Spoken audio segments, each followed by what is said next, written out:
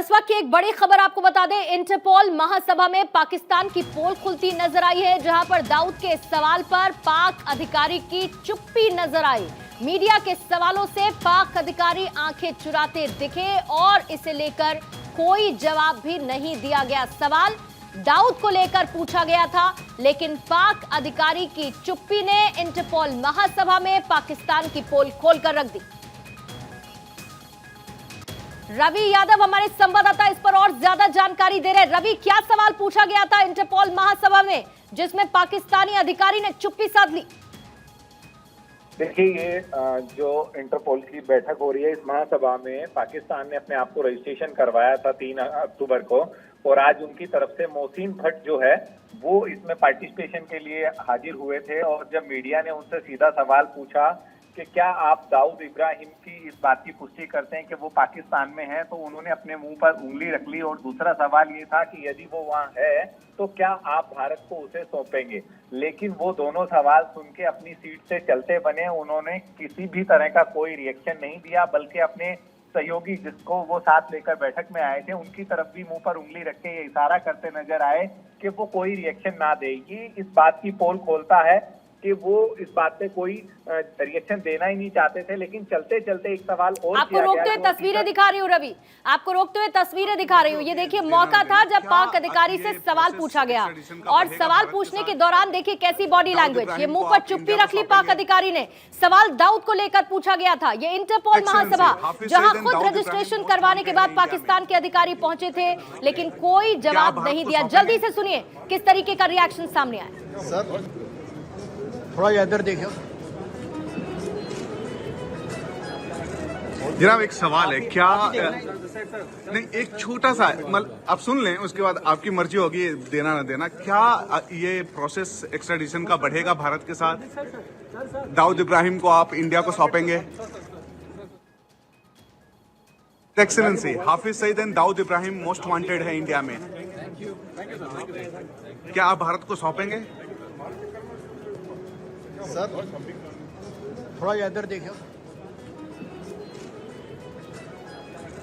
जनाब, एक सवाल है, क्या नहीं एक छोटा सा मतलब आप सुन लें, उसके बाद आपकी मर्जी होगी देना ना देना। क्या ये प्रोसेस एक्स्ट्राडिशन का बढ़ेगा भारत के साथ? दाऊद इब्राहिम को आप इंडिया को सौंपेंगे? Excellency, Hafiz Saeed and Dawood Ibrahim most wanted है इंडिया में। क्या आप भारत को सौंपेंगे? सर थोड़ा इधर देखिए। तो आपने ये सुना, लेकिन इसी बीच में पूर्व एसीपी दिल्ली पुलिस भूषण साहब, वेद भूषण साहब इस वक्त हमारे साथ जुड़ चुके हैं।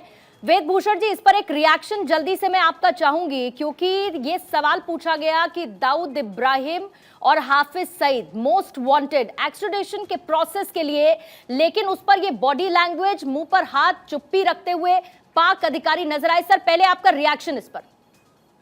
देखिए, पाकिस्तान के पास कोई जवाब नहीं है इस बात का, क्योंकि दाऊद और हाफिज बहुत पुराने पढ़ चुके हैं। अभी आपको याद होगा, अमेरिका ने बहुत तगड़ी फटकार के साथ में अमेरिका को प्रताड़ना की है कि पाकिस्तान एक बहुत बड़ा आतंकी देश बन चुका है। जिस बात से पाकिस्तान तिलमिला गया, पूरे वर्ल्ड के अंदर पाकिस्तान की थूथू हो रही है। और जिस तरह से उग्रवादियों को शरण देने में, उग्रवाद को, टेररिज्म को बढ़ाने में अक्रॉस वर्ल्ड जो पाकिस्तान का नाम उभर कर आया है, बल्कि अफगानिस्तान और सीरिया भी पीछे रह गए। क्योंकि जिस तरह से ऑर्गेनाइज तरीके से पाकिस्तान न केवल भारत के अंदर आतंकवाद फैलाता है, अपने तमाम पड़ोसी मुल्कों के लिए एक बहुत बड़ी परेशानी का सबब बना हुआ है। जहां भी पाकिस्तानी जाते पूरे वर्ल्ड के अंदर, उनको आज दूसरी निगाह से देखा जाता है, क्योंकि वो समझ चुके हैं कि ये कहीं ना कहीं उग्रवाद को और कहीं ना कहीं एक्सट्रीमिज्म को कहीं ना कहीं बढ़ावा दे सकते हैं और उनके कंट्री की प्रॉब्लम आ सकती है। आप यदि यूरोप में जाएं, अमेरिका में जाएं, यदि पाकिस्तान का वीजा देखकर इस तरह से खटक जाते हैं वहाँ की सिक्योरिटी एजेंसी, पूरे सामान के लगेज की चेकिंग, पूरी वेरिफिकेशन के बाद ही उनको अलाउड किया जाता है। तो ये तमाम पूरी दुनिया समझ चुकी है कि नहीं, लेकिन भूषण साहब, क्या ये खुद से ये पाकिस्तान को समझ में नहीं आता? आप सोचिए, एक इस तरीके के मंच पर अगर पाकिस्तानी अधिकारी एक तरफ तो वो ये कहता है कि हम तो खुद आतंकवाद से पीड़ित हैं, और ये तो सच्चाई सब जानते हैं कि कैसे आतंकवाद को स्पॉन्सर करता है पाकिस्तान, और अगर सवाल उन दो मोस्ट वांटेड को लेकर पूछा जाता है जिन्होंने भारत में इस तरीके की एक्टिविटीज की और उस पर चुप्पी रख लेना, ये तो बहुत ही बचकाना है। चुप्पी तो उनकी मजबूरी है, उसके पास कहने के लिए बचा ही कुछ नहीं है, क्योंकि अब जब सब कुछ ही उनका ओपन हो चुका है, सारे सीक्रेट उनके ओपन हो चुके हैं, और जहां तक दाऊद और हाफिज का सवाल है वो तो ऑलरेडी डिक्लेयर्ड है, इंटरनेशनल टेररिस्ट की कैटेगरीज में उनका नाम रखा गया है। उसके अलावा जो भी उनके एक्शन है, चाहे वो अफगानिस्तान में पहले उनके रिलेशन अच्छे थे, आज की डेट में वो बिल्कुल आमने सामने आ चुके हैं, जैसे कि वो पड़ोसी देश है।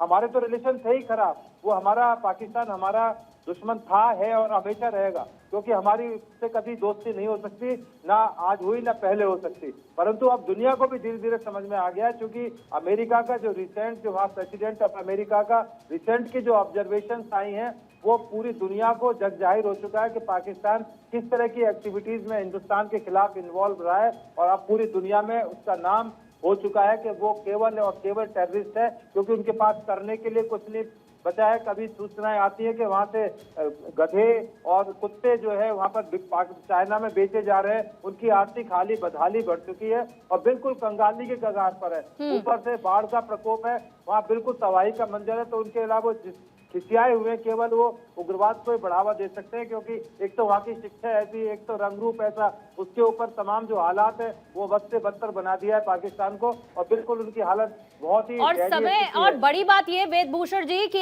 एक लंबा वक्त हो चुका है FATF की लिस्ट से बाहर निकलने के लिए पाकिस्तान तड़प रहा है, दिखावा करता है कि हम आतंकवाद को पूरी तरीके से दबाने की कोशिश कर रहे हैं, आतंकवाद को खत्म करने की कोशिश कर रहे हैं, लेकिन बड़ा खतरा ये हमारे देश के साथ साथ बाकी कंट्रीज के लिए भी है। इस वक्त की जो तस्वीर आप भी देख पा रहे होंगे, ये पाकिस्तान के लिए एक बहुत बड़ा एक्सपोजे है।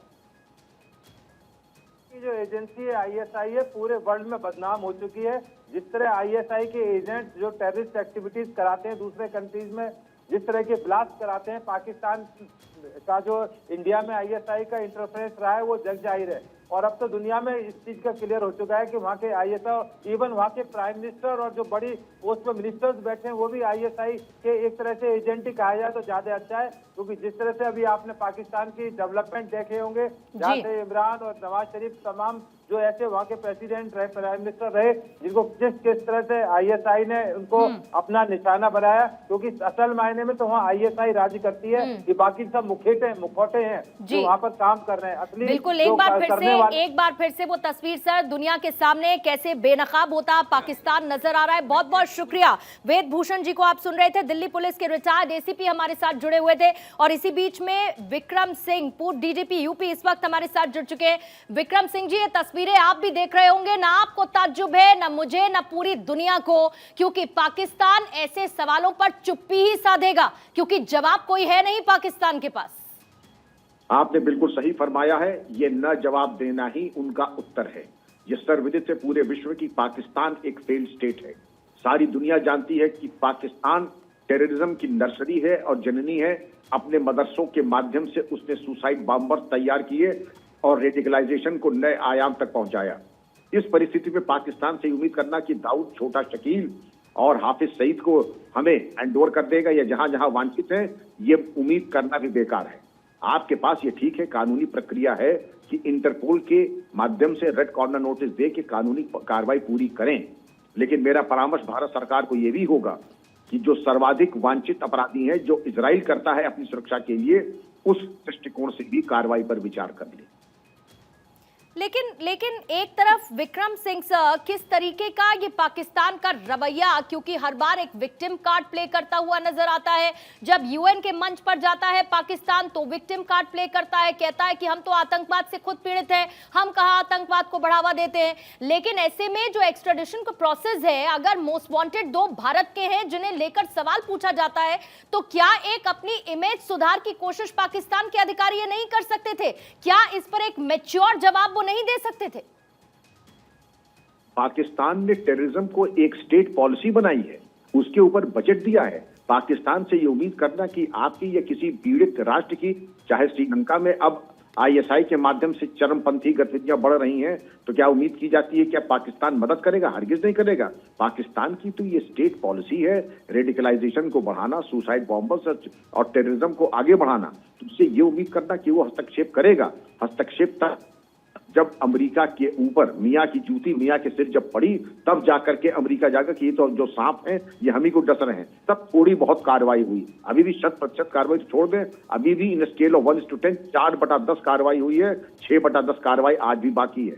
और ये केवल भारत का नहीं, हम तो झेल लेंगे जो झेलना था और निपट भी लेंगे, लेकिन अमेरिका और इंग्लैंड और यूरोप नहीं झेल पाएगा, क्योंकि उनके अंदर सामर्थ्य नहीं है, न ये उनके अंदर ये अनुभव है कि उग्रवाद से कैसे लड़ा जाता है। इसलिए मेरा परामर्श होगा, हमको तो न कहीं कम से कम अपने ऊपर इतनी कृपा कर लीजिए कि आतंकवाद को समाप्त करने के बारे में कार्रवाई कीजिए, जो कि यूएन चार्टर का भी एक एजेंडा है। लेकिन उस चार्टर के हिसाब से चलता कहाँ है सर? पाकिस्तान ये बहुत अच्छी तरीके से आप और मैं बहुत अच्छी तरीके से जानते हैं।